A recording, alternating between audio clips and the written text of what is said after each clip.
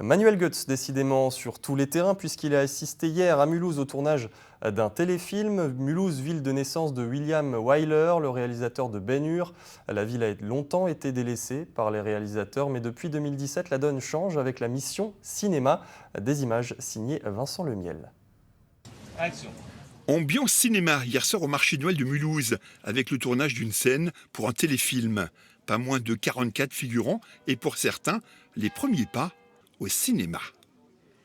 C'est une première, donc je vais vivre l'expérience et j'en saurai plus du coup après. La météo n'est pas forcément au rendez-vous, mais du coup je suis contente d'être là. Je fais un petit peu de théâtre et du coup je voulais faire une autre scène, donc c'était l'occasion ce soir. Promenade en Alsace. Ariel Dombal est la tête d'affiche du téléfilm. Absente hier soir, elle a largement alimenté ses réseaux sociaux d'images du marché de Noël de Mulhouse. La thématique du film a favorisé le choix de Mulhouse pour le tournage, mais pas uniquement. C'est un conte de Noël qui va raconter une histoire qui se passe la nuit de Noël. L'Alsace est réputée pour avoir les plus beaux marchés de Noël et Mulhouse nous a grandement ouvert la porte. Dans la ville de naissance de William Wyler, le réalisateur de Ben-Hur, durant des décennies, peu de films ont été tournés. Depuis 2017 et la création d'une mission cinéma, une trentaine de productions ont choisi Mulhouse. Comme ici, les crevettes pailletées en 2018, avec une scène impressionnante aux bains municipaux de Mulhouse. Le territoire veut se promouvoir par le 7e art. 3 avantages, la fierté des habitants de voir des vedettes de cinéma chez eux, ils n'y croyaient pas, l'image du territoire qui est véhiculée au travers des films, et puis les retombées économiques, c'est énorme.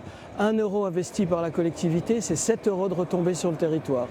Par exemple, le téléfilm Meurtre à Mulhouse, diffusé sur France 3 le 2 octobre 2021, a attiré 5,4 millions de téléspectateurs et généré 1600 nuitées hôtelières.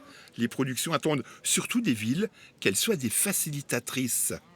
C'est souvent compliqué, on demande beaucoup de choses et quand les choses sont simples, on a l'impression d'avoir et les clés et les lumières de la ville, forcément ça facilite le tournage et ça permet d'avoir un joli film.